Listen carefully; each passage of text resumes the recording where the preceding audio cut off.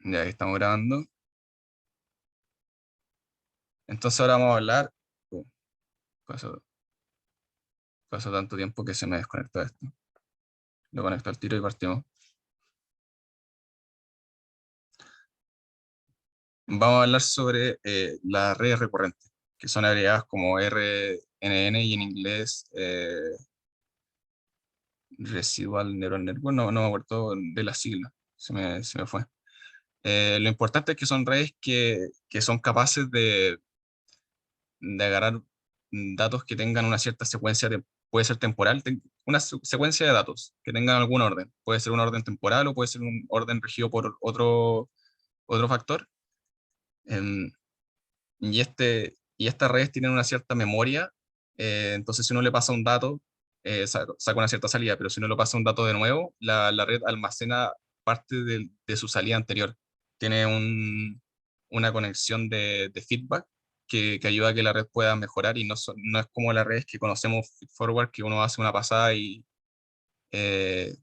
y listo, para la siguiente pasada da, por ejemplo, el mismo resultado, sin importar qué dato le pasamos antes. Acá importa qué dato se le pasó antes. Entonces, basado en eso, vamos a hacer un ejercicio que tiene que ver con texto. Entonces, em, son comentarios de películas. No sé si conocen la plataforma IMDb, que es sobre películas y sobre evaluaciones de estas. Entonces, vamos a agarrar textos y vamos a poder, gracias a una red, entender qué sentimiento, si es que es un sentimiento positivo o negativo hacia la película. Y para esto no podemos ocupar una red cualquiera, porque no nos importa solamente si está la palabra bien, mal, sí o no, también nos importa el orden. Es como cuando, no sé, pues si alguien nos pregunta, ¿podía hacer esto? Y uno dice como, no, no, sí, o sí, no, como que afecta. Afecta mucho, a veces uno no es claro y depende mucho de la forma en que lo dice. Y en las películas también, pues, uno puede decir algo bueno, pero después termina con algo malo, viceversa. Entonces, Recurrent Neural Network. Eh, ¿Qué una Recurrent Neural Network o RNN? Son redes neuronales especializadas en información secuencial, como estábamos diciendo, o sea, cierto orden. Esto de hecho está en la diapositiva del profesor, lo puse acá mismo. Pueden ser series de tiempo, pueden ser datos secuenciales, em, pero lo importante es que tengan un cierto orden. Puede ser, por ejemplo, un genoma, puede ser texto, puede ser un video, pueden ser los precios de acciones, ventas diarias, eh, cualquier secuencia de datos. Esto es perfecto porque están hechos para eso. Y de hecho, la misma arquitectura puede ser usada para distintas cosas, por ejemplo, eh, subtilu- subtitulado de imágenes. O sea, nosotros le damos una imagen a la red saca la primera palabra, después esta misma red saca su segunda palabra, después esta misma red saca su tercera palabra y la seguimos corriendo en base a esta conexión que tiene la red consigo misma, porque este cuadrado sigue siendo el mismo. Los cuadrados verdes son siempre la misma red. Entonces saca una palabra y en base a la palabra que sacó y a la entrada que recibió, saca una segunda palabra y así. También está el many to one, que es lo que vamos a hacer ahora, que uno le pasa, por ejemplo, texto y la red lo va recibiendo y después le pedimos una salida. Y la red va a haber recordado cada una de sus salidas y cada una de sus entradas en todo el tiempo y nos va a decir si es que es positivo o negativo. Y uno no entrena para eso. También estas redes son utilizadas para traducir, por ejemplo, porque uno no puede traducir palabra por palabra porque si no queda súper feo, como era Google en su inicio. Y ahora es más inteligente, ocupa este tipo de redes y lo que hace es que pasa por todo el texto y cuando pasa por todo el texto empezamos a pedirle las palabras. Y entrena de tal forma de que cuando le pedimos las palabras puede traducirlo bien. Y many to many, que puede ser, por ejemplo, si es que para cada frame pedimos una clase o algo, o para cada palabra pedimos una palabra. Si quisiéramos hacer una traducción que fuera palabra por palabra, sería algo así, pero no tendría mucho sentido tampoco. Ya, entonces vamos a empezar con este auxiliar. Esto era solamente explicar y ahora vamos a ver una forma de cómo correrlo. A todo esto, redes recurrentes lo habíamos ocupado en el auxiliar 6 eh, porque en el auxiliar 6 hicimos forecasting y era esto mismo, era porque teníamos datos pasados y uno iba a ir prediciendo el futuro en base a estos datos. Y de hecho ocupábamos una red de recurrente, pero no hablamos tanto de la red por eso mismo, porque no se había pasado la materia en clase. Pero se hace esto mismo, de hecho. En base a ciertos datos se va pegando una respuesta, que en este caso eran datos temporales. Y temporales que sean una secuencia. Entonces, vamos a hacer el setup. Vamos a correr las librerías de NumPy, Matplotlib, Keras, y también los layers de Keras. O sea, que puede ser como son todas las capas. Dense, la LSTM que vamos a ocupar ahora. Cualquier capa que quieras que no quiera descargarlo hace de esta forma. ¿Y con qué vamos a trabajar entonces? Vamos a trabajar con un dataset. Recuerden que en Keras uno puede poner punto .dataset. En Keras tiene todo muy ordenado. Uno puede punto .dataset o punto .layers o punto cualquiera una de las cosas que uno necesite y lo encuentra. Y vamos a IMDb, que es esta película, y podemos, o sea, esta empresa o esta aplicación, y podemos obtener estos datos de entrenamiento. Pero antes de ocuparlos y antes de entrenar un modelo, tenemos que entender cómo vamos a analizar estos datos, porque le acabo de decir que son datos de texto y hasta ahora no hemos visto cómo trabajar con texto. Y eso vamos a hacer exactamente. Ahora, entonces, ¿cuál es la entrada del modelo? Porque me lo dio como Xtrain, o sea, la entrada train, y train, o sea, la salida que uno quiere, Xtrain y train, ¿cierto? Ya, entonces, ¿qué es esto que recibimos? Esto que recibimos son arreglos de números, arreglos de muchos números. Y ustedes pueden decir como esto no es texto, y nadie me ha explicado cómo se hicieron estos vectores, porque uno puede entender que ya un texto puede equivaler a esto, pero ¿cómo lo leo yo? Y el preprocesamiento que nosotros lo hicimos fue cortarlo para que todos los textos duraran lo mismo. O sea, que todos son de un largo específico que se hizo acá, que era preprocessing, una secuencia y se le puede decir cuál es el máximo de largo que uno quiere. Y el resto lo rellena con cero, por ejemplo. Entonces los que tienen cero es que no había nada y después parte el texto para que cumpla el máximo que nosotros queremos. Pero vayamos primero a de dónde partió esto y de dónde sale. Entonces lo mejor que puedo hacer es que estos son diccionarios, donde cada número, por ejemplo, el número 14, le toque restar 3 y es this. El número 15 va a ser otra palabra, por ejemplo, that. Y le estoy restando 3 porque tienen algunos números que no se pueden utilizar. El número 1, 2 y 3, por ejemplo, no se pueden utilizar porque indican el inicio de una frase. Y de hecho acá sale, acá todas parten con un 1. Y el 1 no significa nada. Pero, por ejemplo, si pongo el 14, uy, si pongo el 14, me va a decir this. Y si pongo el 22, es la segunda palabra que ocupa acá, film. Entonces es un mensaje que va a decir this, film, y después sigue, que es nuestro primer mensaje. Lo importante de esto son dos. Es primero que nosotros de texto podemos pasar a listas. Y eso es muy importante porque una red neuronal recibe números, no puede recibir texto. Y entonces una de estas formas de vectorizar que se llama, vectorizar el texto, es haciendo esta traducción por diccionario, que de hecho acá yo la hice más completa. Voy a correr esto. Y puedo traducirlo todo.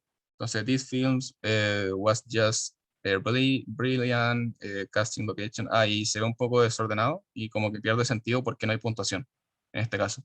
Pero el punto perfectamente podría corresponder a un número. Lo importante de esto es que partimos desde un texto, que es lo que nosotros tenemos en la vida real, y desde el mismo texto, si es que yo, por cada palabra que escribo este texto, me arroja un número. Por ejemplo, si pongo this, me pone un 11. Porque recordar que se le restan 3 que da para confundir, pero es por esto mismo de que el uno no valía, el 2 y el 3 tampoco valían. Bueno, perfectamente podría hacerlo sin ese menos 3. Lo importante es que pasamos por un diccionario todas estas palabras y obtenemos un vector, que es esto de acá. Entonces, por cada una de estas frases obtenemos vectores, o mejor, listas, Y eso se llama vectorizar. Y eso es lo que se hace cuando uno trabaja con texto. Entonces uno puede buscar diccionarios que ya existan, o uno puede hacerlo también con un hot encoding o algo por el estilo, en un data frame. Lo importante es vectorizar el texto. Y una vez que lo vectoriza, uno no puede quedar solamente ahí, porque cuando uno lo vectoriza va a tener distintos tamaños de vectores.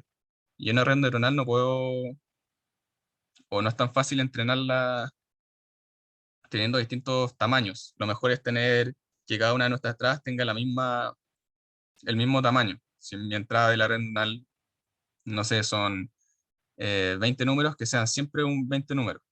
Entonces eso es lo que hacemos acá. Ponemos un máximo y esto se parecería como al padding. Cuando estamos hablando del padding de las imágenes, esto también en teoría sería como un padding porque estamos rellenando con cero los que sobran.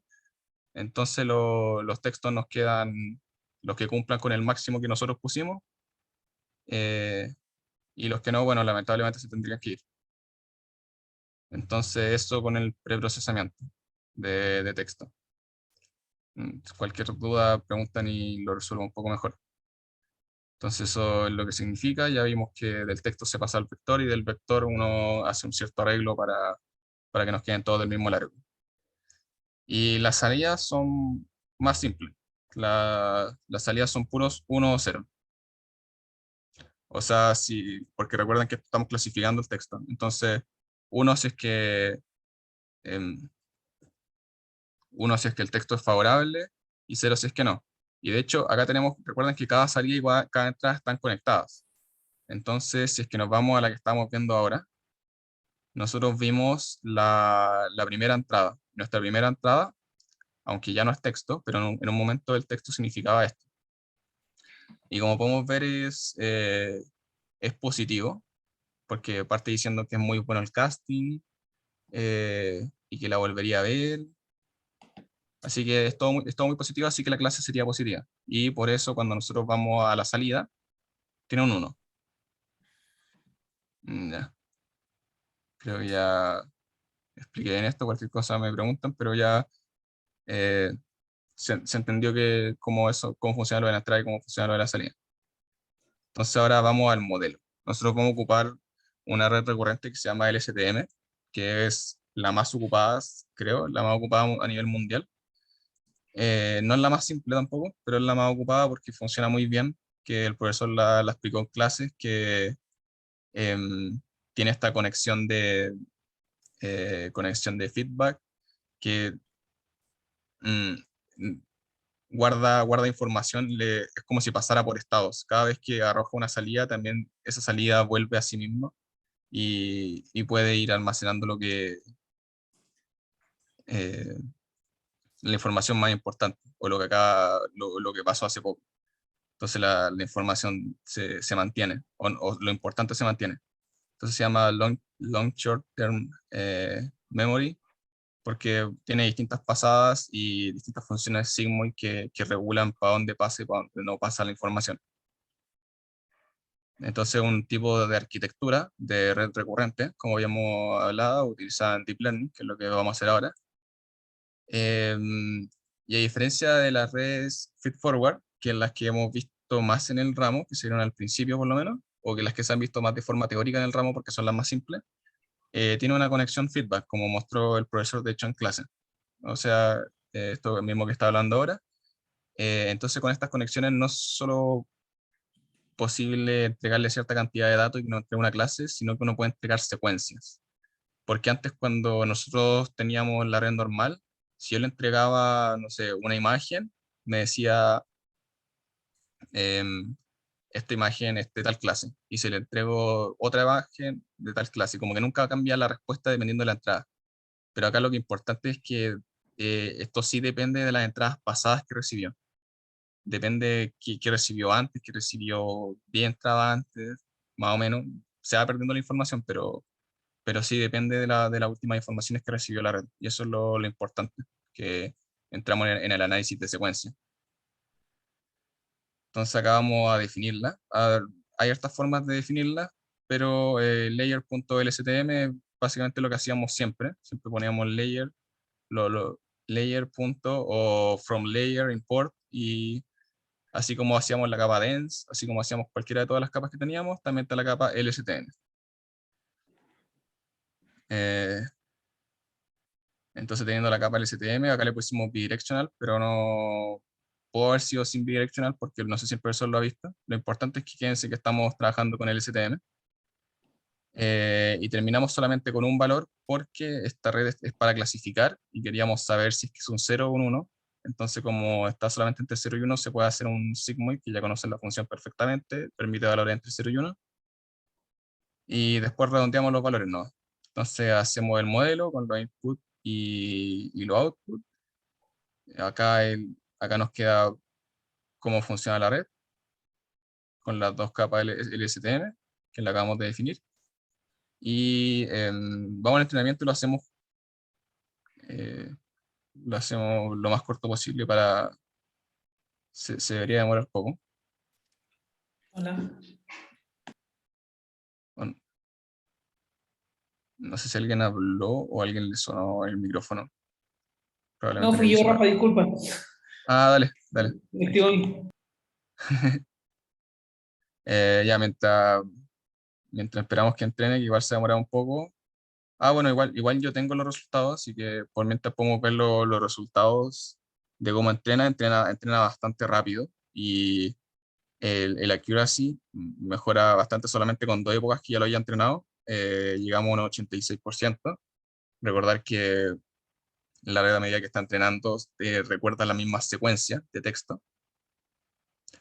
Eh, bueno, y el loss también baja y también es una matriz de confusión para mostrar que aproximadamente no estoy muy seguro, 90, no, un 80 y algo por ciento lo está haciendo bien. Está clasificando, no sé si se acuerdan, la matriz de confusión que ya habíamos visto. Entonces, cuando predice 0, es 0, esta la hizo bien, pero también cuando predice 0 muchas veces se equivocó, casi 2000, pero 11.000 lo hizo bien. Y acá lo contrario, que cuando predijo 1, se equivocó algunas veces, que era 0, pero la mayoría de las veces cuando predijo 1 era 1. Entonces la diagonal siempre de la matriz de confusión son los resultados que queremos hacer, que son los resultados más grandes, así que deberíamos estar felices o medianamente felices porque fue un entrenamiento de 2 épocas solamente, que acá están entrenando. Quiero también que termine de entrenar para probarlo con un texto. O sea, entregarle algunos de estos textos de validación y verlos nosotros también y leerlo a la rápida y saber si realmente lo hace bien.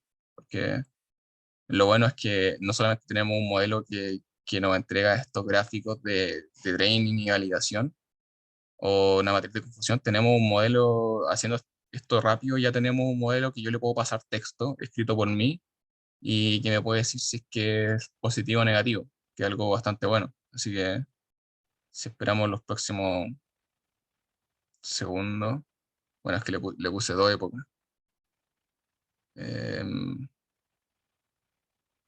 Bueno, pero no. A ver, veamos cuánto se demoró en esta época. Acá me debería arrojar el tiempo que se demoró en la primera época. Ah, excelente, además está talento. Le debería haber aumentado el batch size para que fuera más rápido, porque tenía muchos datos y el batch size de 32 lo hace más lento, supongo. Menos, menos tareas en paralelo. Em,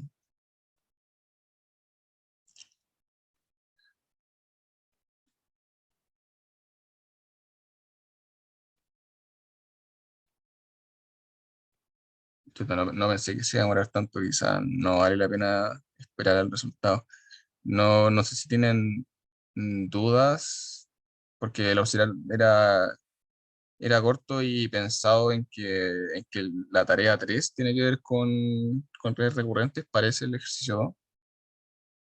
Entonces, no sé, lo otro que podemos hacer es mientras esperamos, porque se demoró eh, más de 3 minutos. Se demoró eh, como 3 minutos y medio. Entonces, ¿qué podemos hacer? Rafa, Sí, Una Sebastián, pregunta. Sí, sí, sí. Me ya. cuesta un poco entender por qué estamos usando una LSTM para hacer una clasificación si es que todo el texto es bueno o es malo. Como que no entiendo. Intuitivamente, o como yo lo entendería, sería que uno podría usar la LSTM para producir, o sea, para predecir el siguiente número o palabra, ¿cierto? Pero me cuesta entender cómo onda, cómo logra como descifrar todo, Mm, si es que es positivo o negativo. No sé si podéis cómo explicar de nuevo esa parte o no sé. sí, me voy a ir a esto. Que uno, al final uno la entrena para cierta tarea. Es cierto que uno puede entrenarla para que sepa siempre la siguiente parte y es una forma de ocuparla, porque, porque entiende para dónde va la red. De hecho, Many to One, eh, tanto Many to One como Many to Many, pues, son formas de predecir cómo vendría. Uno tiene, uno le pone cierto error y elige predecir cómo vendría. Pero, por ejemplo, acá mismo dice análisis de sentimiento, porque em, no es tan difícil para esta red analizar el sentimiento, porque va a detectar las palabras claves y lo importante que tiene que ver con el orden, también lo va a poder detectar. Entonces va a tener las palabras claves y va a poder ver en qué orden están y cuál tira primero, cuál tira después. Sé que la forma más fácil y la forma más que se aprende en esta LSTM es con predecir el siguiente paso, pero el análisis del sentimiento tampoco es tan, son tareas distintas, pero también en ambos uno necesita entender el orden de los factores. Entonces, es cierto que esta es una de las formas más simples de ocupar el STM, porque el orden no es lo más importante, también están las palabras clave. Porque cuando vimos el auxiliar 6 por ejemplo, que era de forecasting, ahí el orden era todo. No importaba mucho más el orden que cada uno de los valores en sí. Pero son tareas distintas. O sea, es que la LSTM no solamente sirve para calcular el orden. Esa es la gracia, no se queda corta ahí. Quizás esa es la duda. Uno piensa que por poder trabajar con órdenes de datos pierden su otro atributo de red neuronal, pero no, pues, al final es una red tal como las que hayamos trabajado antes, que las feed forward, pero que además te toman en cuenta el orden. No sé si me estoy explicando bien, a lo que me refiero es que una red feed forward también podría hacer esta tarea, pero la LSTM toma en cuenta también el orden de las palabras y eso le da más poder. Claro, claro, bueno. Y entonces, ¿esta red sería siempre mejor o igual que la red feedforward? Sí, pues, sobre todo en texto vectorizado como el que estamos viendo ahora, eso, como que ya al Bueno, ser una red neuronal, ya parte desde ese punto y como tú dijiste, debería ser, a veces las cosas pueden cambiar, pero debería ser siempre mejor que una feed forward en datos que tengan orden. Si los datos no tienen orden, ahí podrían ser claro. igual, por ejemplo. O de hecho podría ser peor si es que está gastando mucha energía en esto, porque también está obligado a almacenar el orden, no algo que uno puede decir tampoco, lo tiene como entradas. O sea, igual podría aprender a nunca recibir, que nunca le importe su estado anterior, pero sería Bueno, un mal uso de recursos. ya, pues gracias.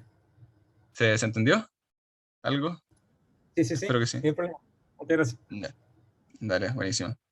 Ya, entonces se terminó de entrenar, entonces lo último que quería hacer es agarrar este modelo, porque muchas veces uno tiene el modelo y obtiene el gráfico bonito y bacán, uno obtuvo el gráfico bonito, pero podemos hacer algo mejor. Podemos ir a los datos de validación, donde está la entrada. Ah, bueno, ya predecimos. Entonces nosotros ya hicimos esto, hicimos model.predict y agarramos los datos de validación, que ya estaban preprocesados. Entonces, ¿qué puedo hacer? Puedo ver los datos de validación cuando ocupé esta función cuando estamos viendo las entradas, qué significa la entrada del modelo, ocupamos esto. Entonces mover para abajo, Lo primero que vamos a hacer es val.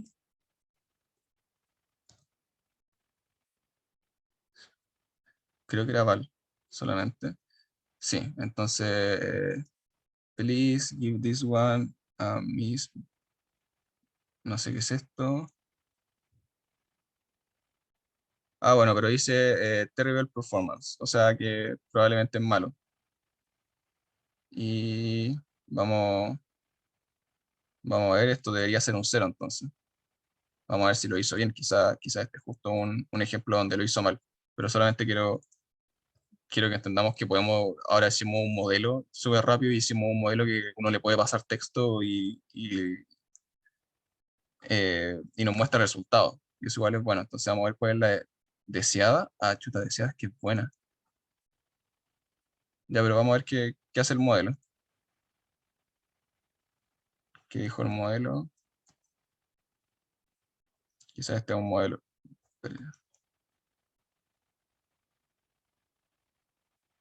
Ah, no, no, es que este es el 0. Este es el 0. Y era mala, sí, porque decía terrible performance. No, no tenía mucho sentido. Y pred, que algo hice mal, así que lo voy a pegar así nomás. A ver si, pero no cambió nada. It's not defined. ¿Qué? Ah, creo que no corrió esto todavía. Ah, esto lo estaba mostrando, pero todavía no había sido corrido. Ya lo corro al tiro. Que quiero demostrar que entonces tiene un comentario negativo con el que el modelo no se ha entrenado, que una parte dice terrible performance, entonces tiene que estar malo, y realmente dice que está malo, pero vamos a ver si es que en nuestro resultado de la red, que es nuestro IPRED, no nos demuestra que está malo. Ah, bueno, y acá pueden ver que uno tiene que redondear, tal como lo hicieron en la tarea y en otras cosas. Cuando uno trabaja con estos datos está obligado a redondear porque la red a menos que uno le ponga, no sé, como un softmax, no nos va a poner 0 y 1, y bueno, el softmax tampoco lo hace tan perfecto. Entonces uno por lo general redondea los resultados de la red, los que nos arrojan. Redondea o busca máximo, pero por lo general uno tiene que hacer esa etapa antes, o si no lo va a cubrir, si no dan peores resultados o cosas por el estilo. Porque tenemos vectores que son como 0.50, 0.48 y cosas 0.94, como puros valores así. Que a todo esto, entre más cerca están de uno, más segura está la red de que una clase, y mientras más cerca de 0 también es que la otra clase. Entonces hay mucha gente que cuando hace clasificación le pone ese parámetro confianza de la red. Entonces ahí nos hizo el dibujo y vamos a ver si la red detectó que esto era malo. Sí, y la red detectó que esto era malo, probablemente porque vio el terrible, terrible performance.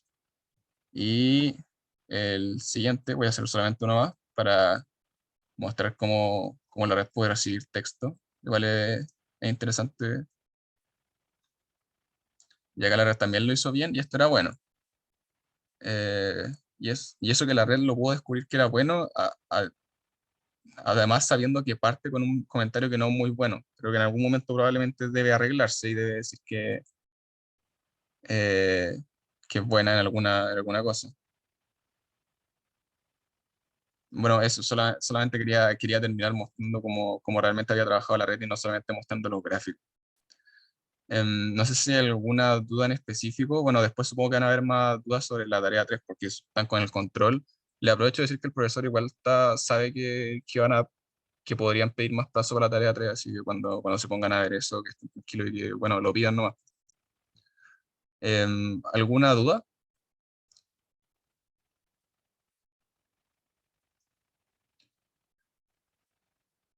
Dale, si no hay ninguna duda, buen fin de semana y bueno, por el foro, y perdón si me demoró de repente en contestar los correos, que a veces son estos correos juntos y trato de responderlos todos juntos al mismo tiempo. Eso, buen fin de semana y cualquier cosa por el foro, por correo interno. Estamos hablando. Dale, Chau, Rafa, gracias. Gracias. espero que estén Muchas bien. gracias, Rafa. Gracias, Chao, Manuel. chao.